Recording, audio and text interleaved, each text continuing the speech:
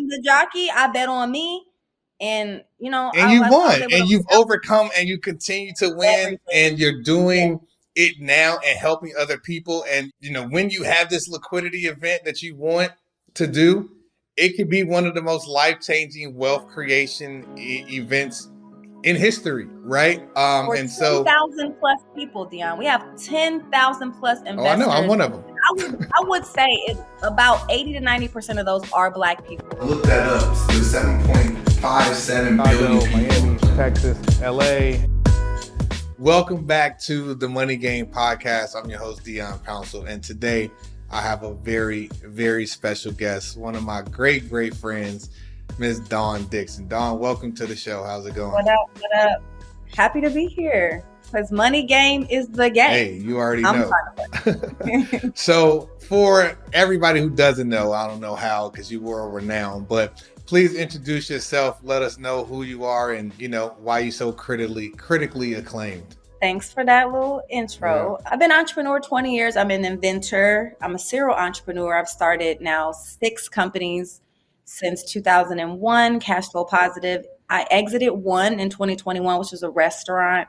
And then I'm really mostly well known for Flat Out of Heels, which are rollable flats for women when our feet hurt, and Heels, been around for 11 years.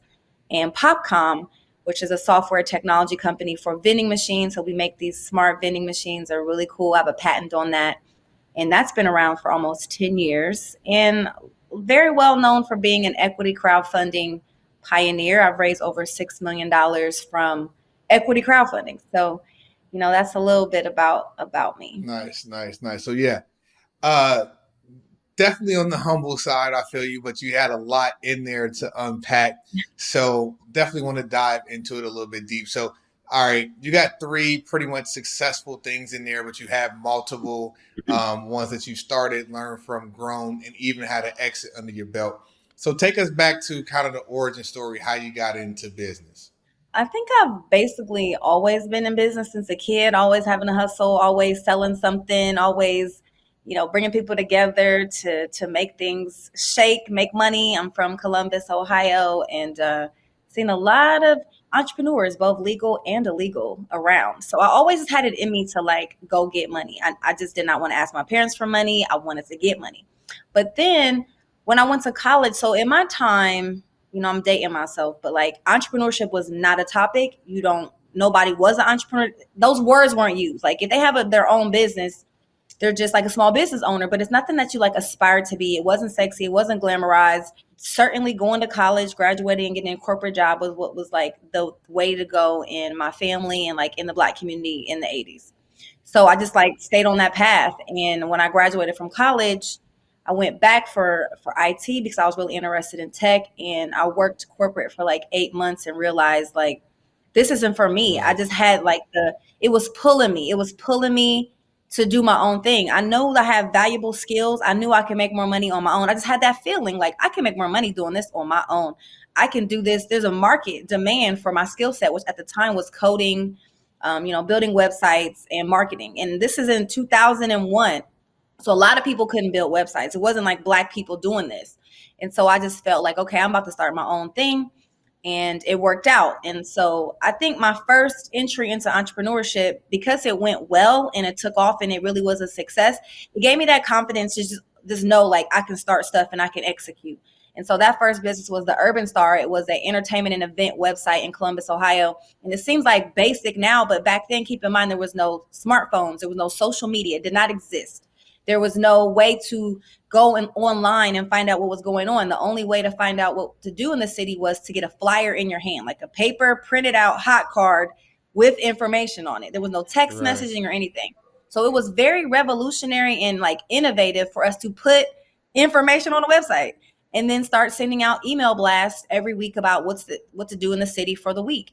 That turned into an email newsletter. That turned into, getting a lot of money for emails and advertisements on our website. That turned into building a video player before YouTube, where we were streaming video, showing what the club looked like and the event looked like, so you can see what it's like before you go. We were doing all this stuff in 2001, 2, and 3. Nice.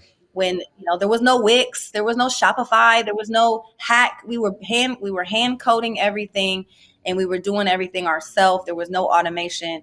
And so that really grew. And that also gave me a unique positioning as like an early person in what is now like email marketing and digital marketing. So I've been in digital marketing before it was even called digital marketing. And that skill set of being able to build websites and get information to people on the World Wide Web, that actually has what's been carrying like my career from that point on. But entrepreneurship, just like it's just been in me. And I feel that I'm a natural problem solver. So you'll see all my businesses and be like, there's really no correlation in all these companies. I mean, Flat Out and Popcom, but the others are like, I see a need, I can solve it, I got a solution, and I go out and do it. Okay, so you definitely hit on a lot of key points in there. First and foremost, you've seen value in the difference between the corporate world and you running your own thing. One, two, you were able to see how technology was already impacting the world back in 2001 because you went and it's like, you know what, I'm going to specialize in this IT thing because I see that this really is what's moving the wave, right?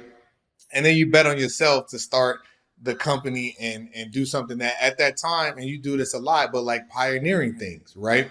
So being ahead of the curve, then being a Black woman at the same time, and then being a Black woman in business, and also in the industry that was relatively new, was a lot to take on. So how did you, have the confidence to do that out the gate or in general? I mean, I don't know where it came from. I just know my skill set. I knew what I could do. And I knew that they were paying me $45,000 a year at Nationwide to do this. And I know I could make more. It wasn't even so much about more money, but I didn't like the constraints around working in a corporate environment. It's for some people, but it wasn't for me. Right. I was just not challenged in that work environment. I remember being at my desk and getting my work done and being like, way ahead of everything. And I would have like 3, 4, 5 hours left of my workday. Like, what am I supposed to do today? I've done everything I could do, and which may be a dream for some people because they can just sit there and get paid. But like, that doesn't Right. motivate me. I actually like challenges. I like to tackle hard things. So, and then I also realized there was no upward mobility. As a young person, my very first job, I reported directly to the president of the company. That was my direct report. Mhm. So I was like, damn, if I'm reporting to the president, what's the next role I can get? I only can move horizontal because I'm not about to be the president. Right. I'm 22. I'm not about to be the president of this Fortune 500 company or 100 company. And I'm seeing people spending 20 years just to, get ahead in these organizations. Yeah. So I think that's what gave me the confidence. I just looked at like people around me, like the adults around me, people that are now my age today. And I'm like, I don't want that life y'all got. Yeah, know So thyself. I got to do something else. Yeah, know thyself. Okay, so that's cool. All right, so you do that, and then you're like, okay, I'm moving this. You're doing some numbers. You're doing email marketing, email blast, which was still ahead of the time, et cetera, et cetera. But what you've identified is like, here are some gaps. Here are my skill set, and I think I could use my skill set to fill those gaps. And then the market start proving it because it started paying you to do that, right? So you was able to see a need, fill the void, get some money off of it, and kind of what we call in the investment world, right? The TAM. You had an addressable market, and you were able to service them.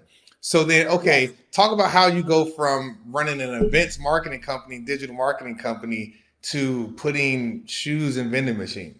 It was like another business in between there. So 2005. 2005. Yeah. I started D1 Consulting Group. So after having Urban Star for now at this point, 4.5, 5 years, we were like an authority in events, and people started to come to me asking me, can I do like events for them? Or can I help them build a website? Or can I help them with a marketing campaign? And I knew I had to keep that separate from my main business because that business is unbiased. Like anybody that wants to market, they can. So I didn't want to like do that underneath that business. So I said, okay, I'll start a consulting company and I'll start working with businesses to help them on their digital marketing. Many people didn't even have websites at this time. Right. I remember very clearly businesses saying, we don't need a website. Websites are fad. Nobody's going to shop online. I remember those days. People will not buy clothes online. Right. You can't try them on. So this was like the resistance that I was getting. Or like, keep in mind, we didn't have these smartphones, and people in certain demographics, certain neighborhoods, then I have PCs. And again, it wasn't like Macs. It was like they didn't have they didn't have computers. So it was like, why are we getting a website? Right. But I seen what was coming, you know, and that's the thing about being a pioneer and seeing the future. It kind of sucks because like you're so ahead, and then by the time, you know, everybody catches up to you, you're burnt out, or like they done took all your juice. You know, I And then know. it's like, so I'll just be like a pioneer over and over. But, you know, that's kind of how it led to that. So I started D1 Consulting, and I started doing consulting for events, entertainment, marketing, to like mainly nonprofits and small businesses. So then that rolled into, when I was doing nonprofits, the recession hit 2017. And a lot of my clients, the first thing they cut was their marketing budgets. Remember, I was a consultant. I was not in-house. So they're getting rid of anything, reducing the burn, like everybody's doing today, reducing the burn. It's 2016, 2017. And so I'm like, you know, they're cutting marketing. This is my role. They're going to go down. Where can I go that's like recession proof? What's recession proof? This is exactly what I said to myself. Like, what is going to be popping no matter what? Entertainment and sports, because people will spend their last dime on drinks and or sports. Like, those are the things that give people that relief from realizing, that escape from like what's going on in the current environment. So I was living in Columbus, Ohio, and it just, the market wasn't big enough, you know, so I realized that I needed to move. So I moved to Atlanta, and I used many of my contacts that I had from Ohio State, which was a big college that sent many players to the NFL and NBA. So I had a lot of friends that just end up going to the leagues. Nice. And so I'm like, all right, I'm already have this nonprofit. I've been working with nonprofits for years now. This is like, this was like, by this time, about 5 years. And so I said, okay, I'm going to specialize. I'm going to change my branding to specialize in working on nonprofits for athletes and entertainers. Same work, but just a niche. Give me a niche, and the niche is people that can pay. Right. I said, who can always pay? Right. Who got money? So I'm going to just specialize on them. So the recession didn't even affect me because I just specialized working with athletes and entertainers, nonprofits. Now, we all know athletes and entertainers, their nonprofits do parties, celebrity weekends, bowling things, coat drives, you know, all these things in Atlanta. Right. So all these celebrity weekends were happening, and I was throwing these events. So I started doing sponsorships, getting grants, getting marketing dollars, getting NFL dollars for these players. And then I'm in the club more because a part of these celebrity weekends is also the after party. So now I'm like in the club. So now I'll turn into PR, brokering bottles, brokering tables, booking whole weekends, you know, doing the nonprofit coat drive, and at the nighttime doing the club and going to the strip club and seeing, you know, all of this. And all this whole time it's women in heels, including me, a woman in heels.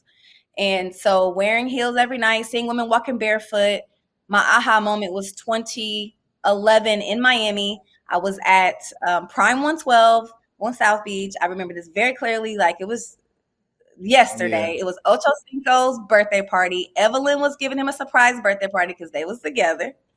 And I was working in some heels that were like literally 6 inches. And by the time the dinner was over, I couldn't even make it to the after party. My feet felt like they were just like, I felt like blood was coming out my feet. They hurt so bad. And I remember thinking like, I wish there was like somewhere I could go and grab some flats right now, because I'm still trying to go to Mansion. You know, I'm trying to keep it going. Wow, the Mansion and days. That didn't exist. Right. That didn't exist. Yeah. There was nowhere. Wait, I mean, even the stores on South Beach, those little shops that be open late, you can get some flats for $200, and they're not going to fit in your purse. So the next day I said, okay, this is something. God gave me an idea, because I was ready to, even though I had my own business as a consultant, I was ready for like my own business, like a product or like something that was mine, like how Urban Start was. That was my product. And my product was me for this time span. And that's not always a good thing when your product is you, because it's not scalable, right? It's not scalable. And so I said, okay, I want to do something else. And I just really sat down and said, let me do some research and see if there's emergency flat shoes. Didn't see any on the market. Didn't see anything like it. And I said, okay, this is my gift. And in the same time I thought about the shoes, I thought about I should sell them in vending machines in the club, because then I could have just went to Mansion, got the shoes, kept it going. That's what I was thinking. Again, a problem and a pain point that I experienced personally, that I witnessed other people experiencing, and there was no solution. So I'm like, who better than me? Let me run with this. So again, seeing gaps and filling them. We went, but also relationships, right?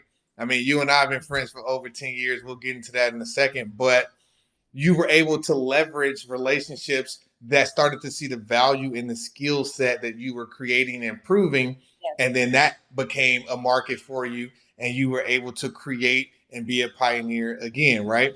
So Yes. that's very, very powerful being able to do that again, because most people being able to have a dream and make it become a reality is one thing, but then to be able to do it multiple times and to be able to do it successful is also levels in another thing, right? So big shout out to you for that. But then now it becomes personal, right? Because the other businesses was like, okay, let me do this and I can do this for people. But now this one comes from a personal experience where you're like, well, look, if I'm having this experience and I'm seeing all these other ladies have this experience, here's not only a need, but here's something that I'm personally affected by, and I now know I can create a product and or a service that will fill the void for people like me, right? So as people listen to this show and get different type of ideas who may be inspired by entrepreneurship, it doesn't always have to be, let me go build the rocket ship. It could be, what am I going through right now that I wish I had a gap that could be filled? And if there's nobody out there doing it, then I could be able to do that for me, right? So for you, personal experiences, and then as I always say, there's riches in the niches, right? So being able to lock in on providing a quality offering that really only you can do, or that you're talking to your target consumer directly and they know how you feel. So that's amazing too, and a big call out. So now you got this idea. I need to put flats in stores, but forget stores. I know the pain point specifically is at night in these clubs, and it's hundreds and if not thousands of girls and ladies going here every night. So take us through. All right, cool. I got this pain in my shoes from this birthday party to now my vending machines are in nightclubs and airports around the world. I'm gonna try to condense it fast because we all know, like anyone listens to this, it's nothing is there's no smooth road. It's like this. It's like actually crazy, and many disasters happened, and many times it almost didn't happen, and all kinds of things happen. But the first thing that I did was just like start to research, how do you even manufacture a product? No, actually, the first thing I did was try to find out if somebody would just white label. Right. Because I'm like, I don't know about no products. Can somebody just put my brand on this and just sell it to me? Right. Or can I just wholesale somebody else's product? So I found a company that was doing something similar in UK. I didn't find anything in the United States, but I'm like, okay, can I bring your business to the UK? I can be your, I can really roll this out. And the prices they were giving me, I felt like were just too much. Like, I was like, nah. And then I started saying I could just manufacture my own brand altogether. And so obviously I'm web savvy from being in internet for all these years. And I started digging around and I found this new website called Alibaba.com. Brand new janky website Right. called Alibaba.com.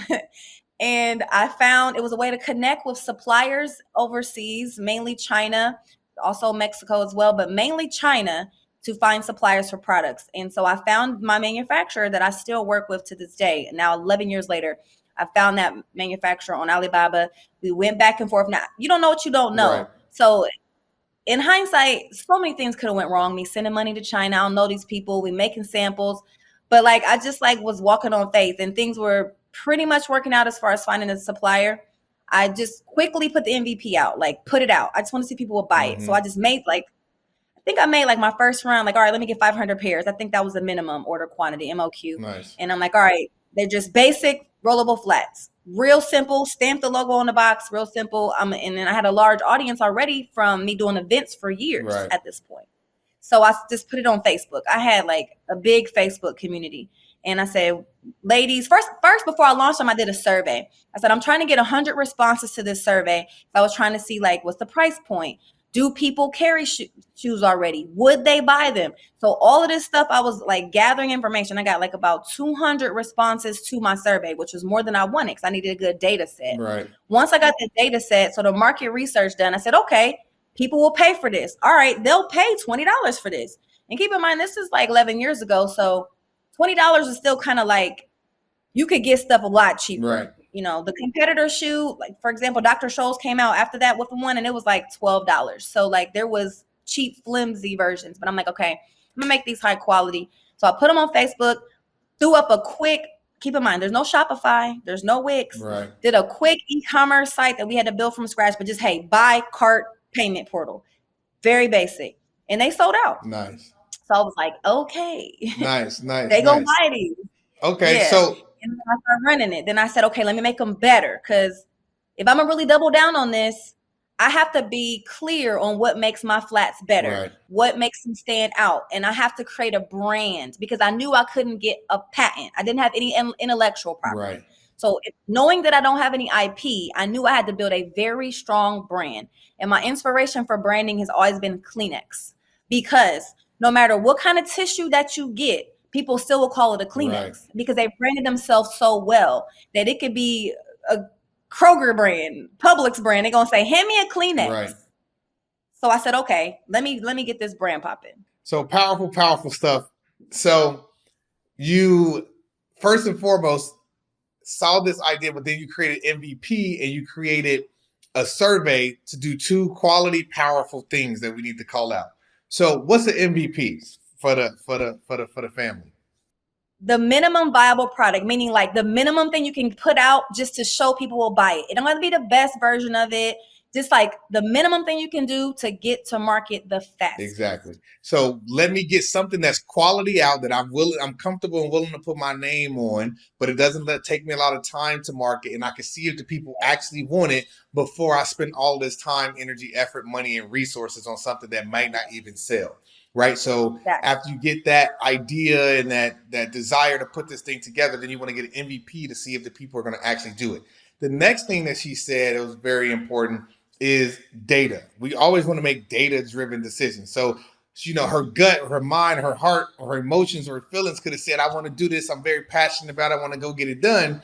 But if nobody's going to pay for it, then it's not necessarily worth it. So she said, let me put out this survey to see if people are going to actually pay for it and get data so that I can make a data-driven decision on this. And I talk about this all the time in trading and investing, but it goes around all business and all of life, making educated, informed, data-driven decisions. So 2 things that help increase her speed to success was getting the MVP out, getting some data, and making some moves. Not saying it's going to be easy or comfortable or it's going to happen overnight, but at least you are doing things that's moving forward towards the goal, and you having data, not just making emotional driven decisions. And getting the data helps you to build the right product, because a lot of times they'll call out things that I never thought of. You can't be too attached to the product where you won't make adjustments. You have to listen to what the customer says. So all the time when I do surveys, I'm surprised at some things that I find out that I didn't expect.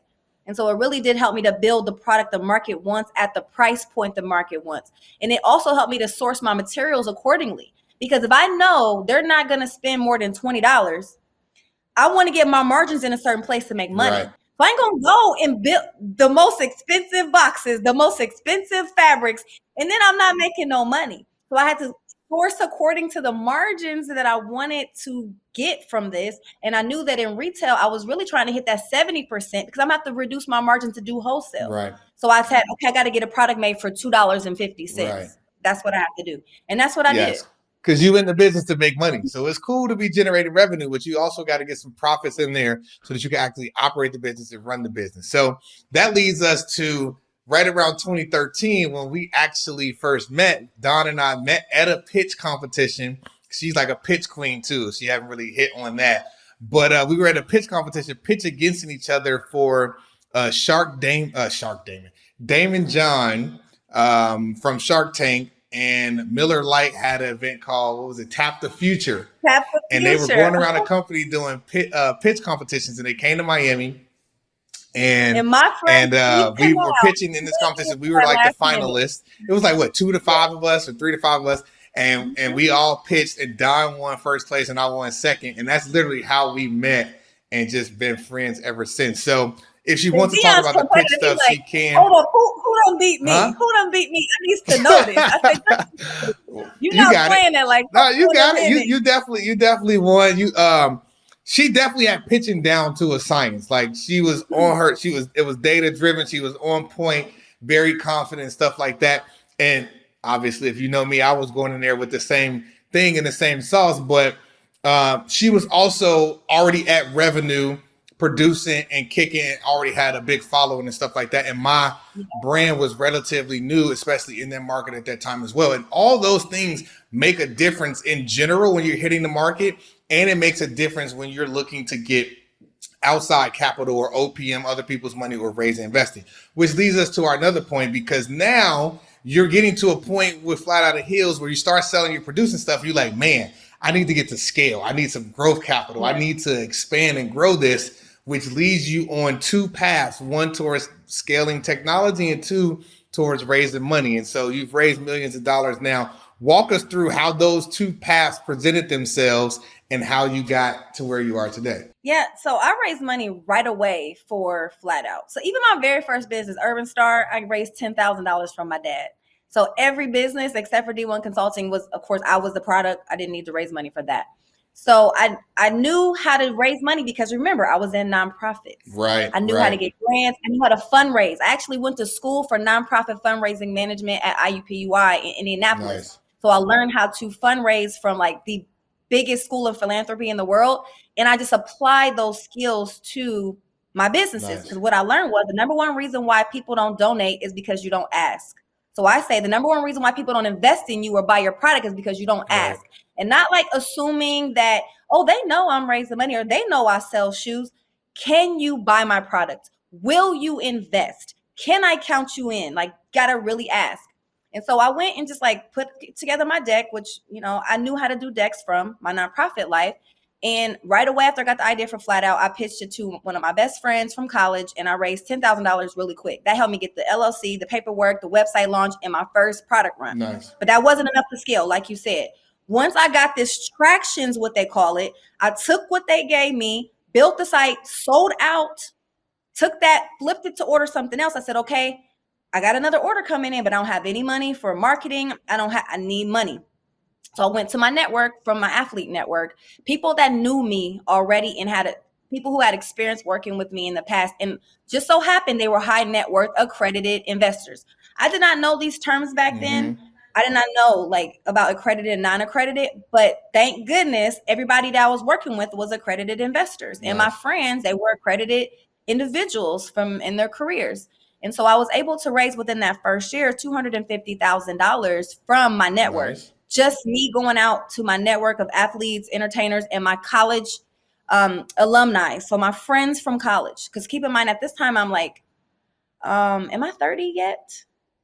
I don't think I'm 30 yet. So I'm still like, you know, still close. We're still all coming up.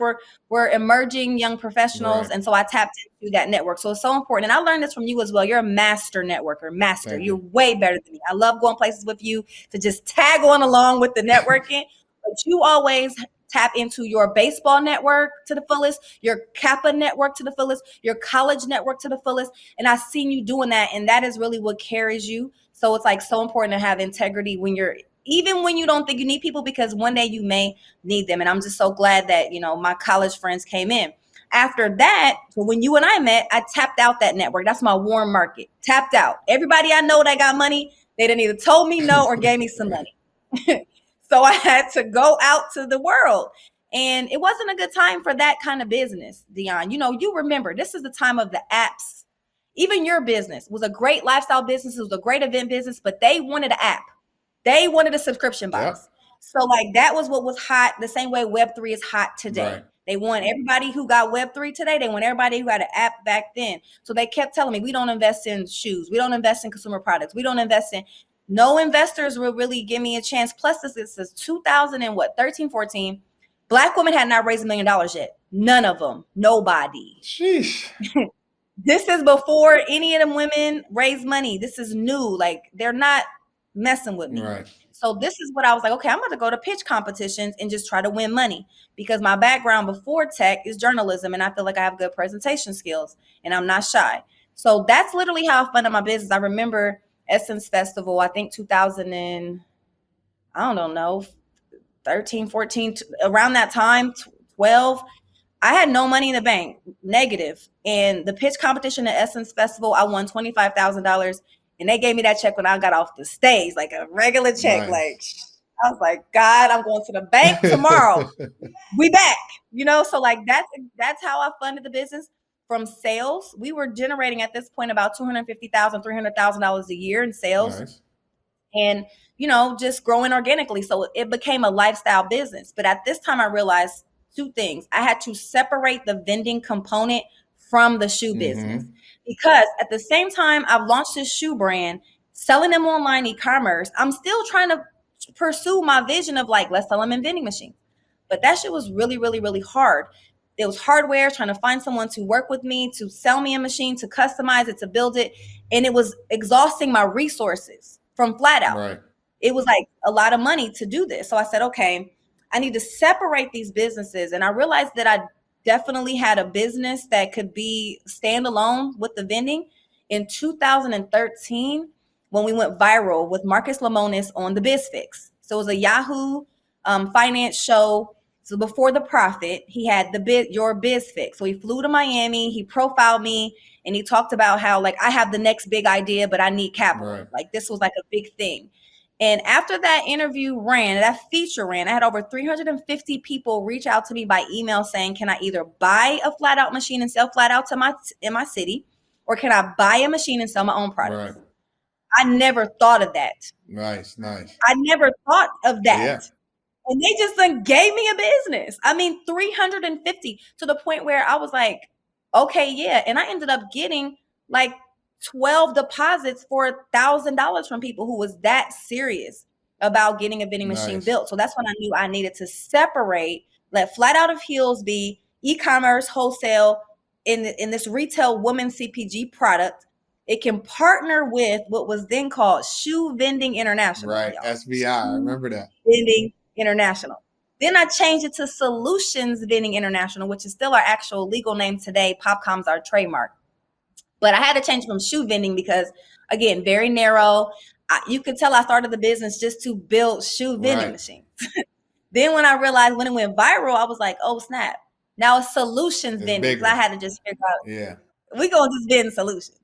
But that helped me realize I need to separate these businesses, and I'm going to need way more capital to build hardware and build this vending machine company for distribution of retail products. So I went back to my investors and I was like, hey, I got another idea. I want to split this out, and one of my investors gave me $100,000. He said, put 10,000 to Flat Out and put 90 towards this new vending venture. Okay. And that's what really floated me for like 3 years while I researched and kept going through prototypes, R&D, learning. I had to spend 2 years just learning. I didn't know anything about the industry, about vending, about manufacturing, about electrical engineering, about software, about payments, about none of things. So I went to every conference that was out there in the industry, and I networked my butt off and just seeing what the industry was like. After 2 years of research, I said, this is a market that I can disrupt. This is an industry that is ripe for disruption. I have the information that I need now. I have a customer base. By this time, people were like, obviously 2 years went by, they were antsy, so I had refunded deposits by then because I was like, you guys, I can't stand by this product right now. I can sell you something, but I always see the big vision. I'm not a hustler. I'm not about to just try to come up on a sale. I want a lifetime customer. Right. What's your customer acquisition? What's your lifetime value for life? Right. Like I want you. If I sell you a bad product, you're not coming back. Or I sell you a machine that's not that good, and you're gonna be upset, be disgruntled. So I said, let me create a product I can stand behind and that I know can have longevity. And that actually took me years. And that, that's what I raised all the money for. I raised the first $1 million from VC in 2017, 2018. Then now went on to raise almost 6 million. I raised over 6 million, but 350,000 of it got taken away, didn't clear. Whole nother story. Okay. So 5.7 and now raising again. And all of that was like R&D. So research and development, keeping the team going, custom software, making mistakes, expensive mistakes, another expensive mistake. And then finally, got the product to market after literally 9 years in 5 iterations of the vending machine. So lot to unpack there. I mean, first and foremost, creating a product and or service that you believe in and that you're willing to stand on and put your name behind and deliver it for the people is extremely, extremely important.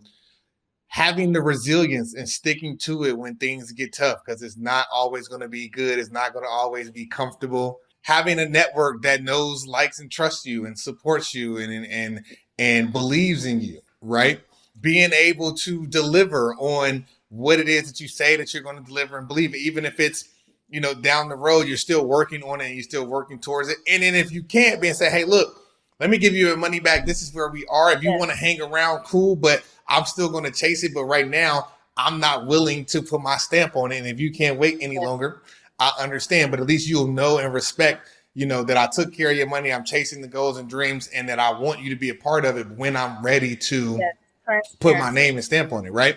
But then understanding pivoting, right? Knowing that, hey, look, this is getting me closer to the goal, but this might not be the exact route. So we need to slightly pivot to understand and separate the technology from the product, separate the product from the machine. And then now, you got 3 offerings or 3 revenue streams because you were not stubborn and you allowed the data to lead you to make data-driven decisions. And it might be uncomfortable, it might be hard, but if you want to grow and you want to expand, you need to go with the flow, and you need to understand that the data, the survey, and the people, the market is going to tell you what is really going to work and what's really going to move and what's really going to sell, right?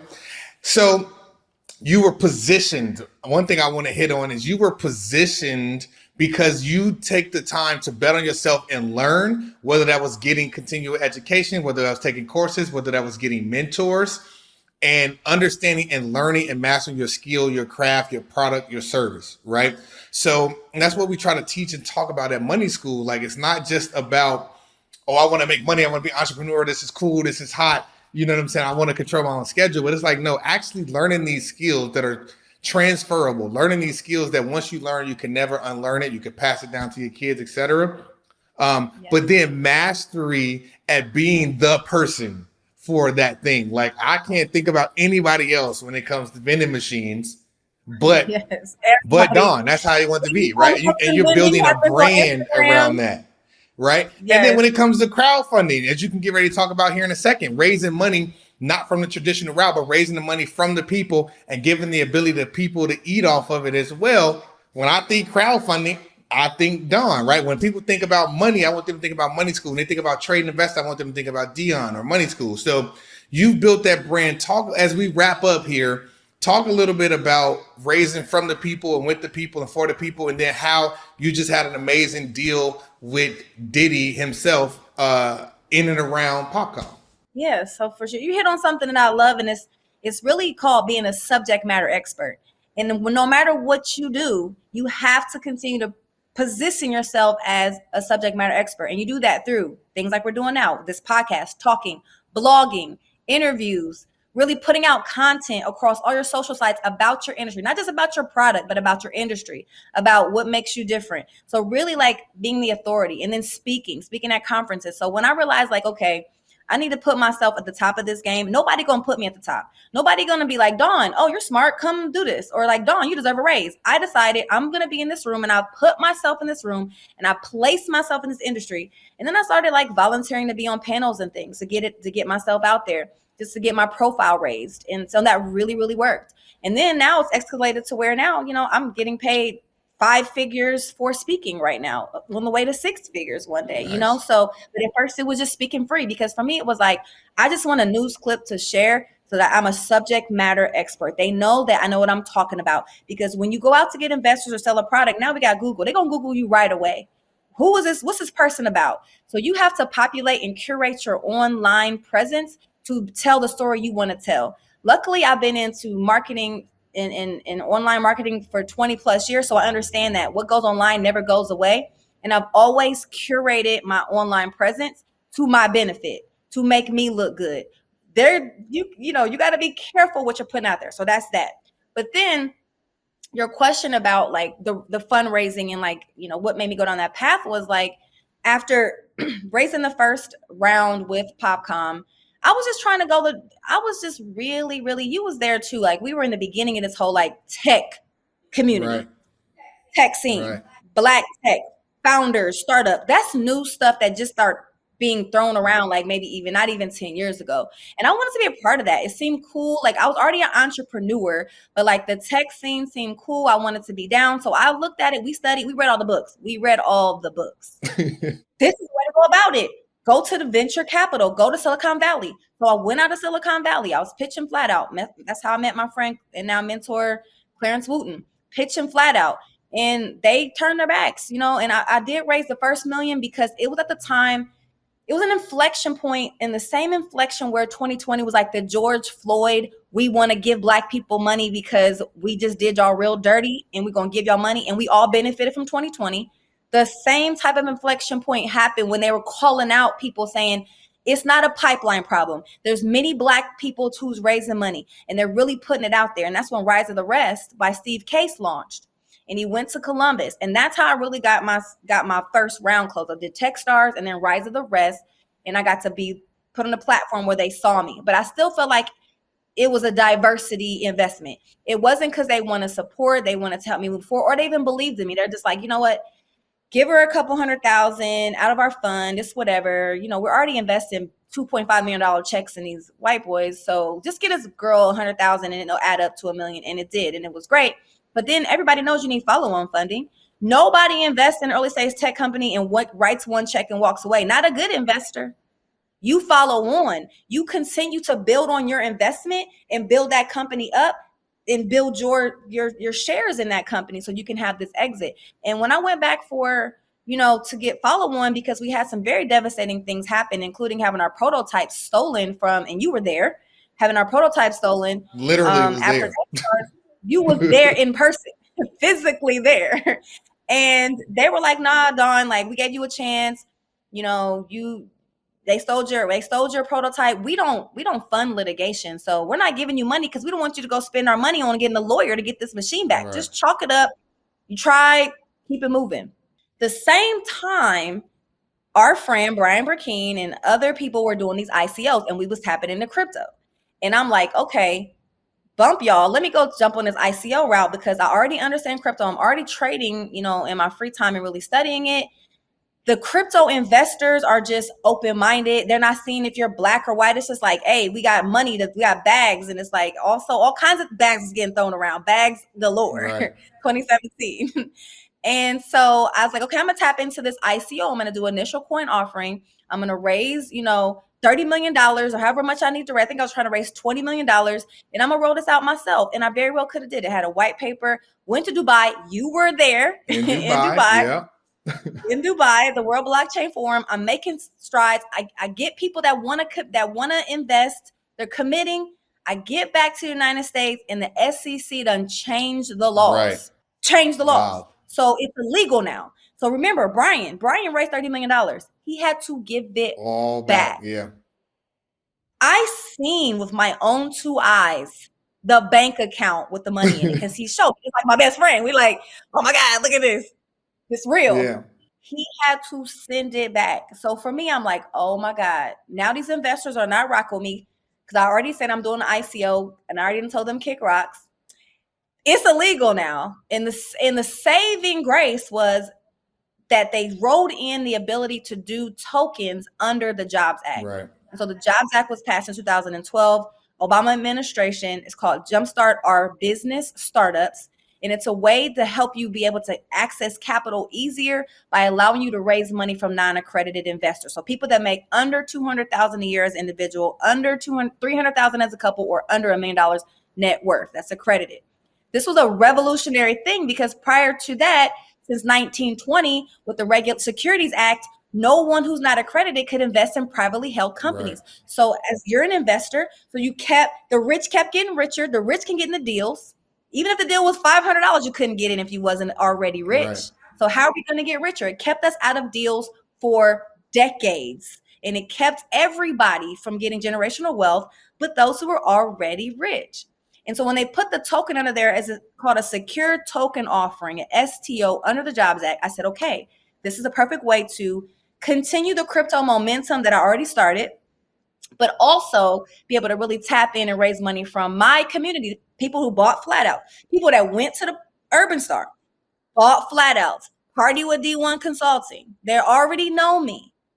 they can invest. They see my track record. They see me been working for 15 years. They know I'm good for it. The VC, they don't know I'm good for it. They don't know me. I'm not white. I ain't go to Harvard. I'm not from the Bay. They ain't never seen nobody like me. They don't know if I'm good for it. But my people know I'm good for it. And so I said, okay, I'm going to try this. There was no one that ever raised a secure token offering. Black people barely understood what crypto was, and they never invested before. And I was like, this is a big risk. This is a big risk, but I know I want to do it because if I can pull this shit off, I can really, really change the game for a lot of people. Yep. And thank God for my friend Amir Boyd. He took me on the Breakfast Club.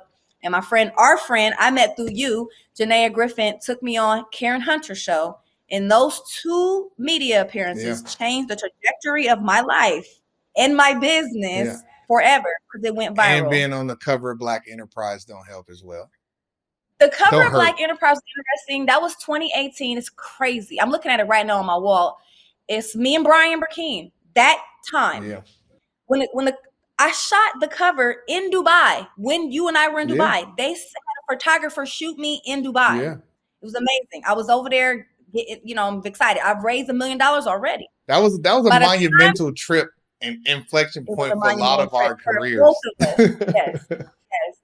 By the time the shit came out in June, at the time of the Black Enterprise Entrepreneur Conference, I was broke. I had no more money. And runway was out. Investors wasn't rocking with me. Brian was broke. He had to refund $30 million. That's when you came to see me in LA, right? And I'm like, and I'm smiling. I made it. No, I'm struggling. And 2 times it's happened to me when I was like in the biggest media you could be in. I was like in the worst place ever. And I was like, is this real? Like, I always looked at the cover. Of course, I deserve it in the merits. But at that moment, I'm like, damn, I'm successful. Everybody congratulated me. But like, I'm really going through it right now. It's bad. Real life of an entrepreneur, putting it all in on the entity and betting it all on yourself and on the entity. And they're like, she raised $1 million. And they're looking at me like, how you broke? Right. Because a lot of people don't understand business too. You got to spend money to make money. You got to put money in the business. You got to cover the overhead. You got to cover the product, the service, the tech. It's a lot. Trust me. You know I know. I'm no fan of Elon Musk, but I will never forget about the story of him selling PayPal, getting that liquidity and investing it all into his business. And sleeping on the couch. I will never that. I mean, he was wealthy, but he saw something bigger. And so I have to remind myself that in those moments. And I always tell this story about how you called the Uber for me when I had not a single card of like 10 debit and credit cards. Not one of them would go through for an Uber ride that cost $20. Not one. Because I had really, really just like tapped out all of my liquidity, all of my money, all of my credit, doubling down on my business when investors wouldn't invest in me. But me betting on myself, I'm the horse. I mean, I'm the jockey. I can take any horse and go. It's all paid off though. I'm the jockey. I bet on me. And you won, and you've overcome, and you continue to win, everything. And you're doing it now and helping other people. And when you have this liquidity event that you want to do, it could be one of the most life-changing wealth creation events in history, right? For 10,000 plus people, Dion. We have 10,000 plus investors. Oh, I know. I'm one of them. I would say about 80 to 90% of those are Black people. Powerful stuff. So with that, I think that's a beautiful place to kind of wrap up and see where we are. Tell the people how they can follow you, how they can get involved in what you're doing, and how they can get in contact with you. Yes. So I'm Dawn Dickson, Dickson, on all the platforms. You can find me on there. I really like to engage the most on Twitter and LinkedIn. So find me there. I'm currently raising another round for Popcom. So quick recap. We raised almost $6 million across 3 rounds, 10,000 investors from all 50 states, 13 countries. And we took that money and rebuilt the product. We launched 12 Pop Shop machines. We have a patent that we have awarded in 2020. We have this partnership that we just did with Empower Global just this past weekend with P. Diddy. So P. Diddy has a new Shop Black marketplace, and they're using our Pop Shop machines as their physical brick and mortar component of their marketplace. So they launched it at Revolt Summit, killed it, crushed the sales goals. We have some other really big customers and some really big celebrity partnerships. And so we're taking this new round to launch more Pop Shop Local machines, which again, Pop Shop Local, it's where we allow small businesses like Flat Out to sell their products in airports, hotels, malls, conference centers. So we're always looking for brands for that. And you can go to startengine.com/Popcom. Minimum investment is $100. Our first round we raised at 16 cents a share. We're right now at 44 cents a share. It's actually a down round. We last raised at 56 cents a share, but we did a small $500,000 down round, letting everybody take advantage of the discount. Everybody's on sale. All the stocks are on sale, including private. Everybody's on sale. I was in resistance to that, but it's the truth. The market spoke. Yep. So you can get in on this opportunity, you know, at a lower share price, and we're going to continue to grow. But we've already been giving, you know, returns for our investors as far as value on their investment. So I'm really, really proud of that. And that's what's next. You know, just keep watching us. We're Popcom Tech on all social media. We have some big announcements coming. And I'm just excited because, like, for years, we were just building products, Nice. speculating what they wanted. December 2021 is product market fit.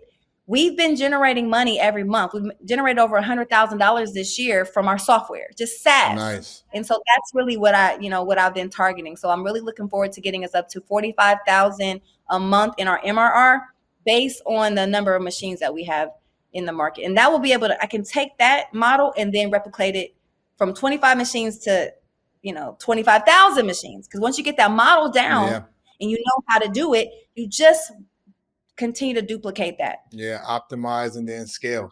Nice. Well, congratulations. So I definitely want to help the community. So if you guys want to purchase a Popcom machine or get involved, the show notes will be down in there. And so we do ask all of our guests to give like an affiliate link. So we will have that in the notes as well. It'll be, popcom.shop/MoneySkool. And it'll be in the notes there. So you could be a part of whatever Dawn is doing, because she's a very bright, successful entrepreneur, individual in general. And then what she's doing is for the people. So definitely got love and support from my end. I am a happy and proud investor in Popcom. So looking forward to getting to another round as well. And we will wrap here. So thank you guys so much for tuning in to this episode of the Money Game Podcast with me, Dion Pouncil. And I look forward to seeing you in the future episodes. So thank you again, Dawn. And love, light, peace, wealth, great health, and abundance to each of you guys. And I will see you soon. Peace.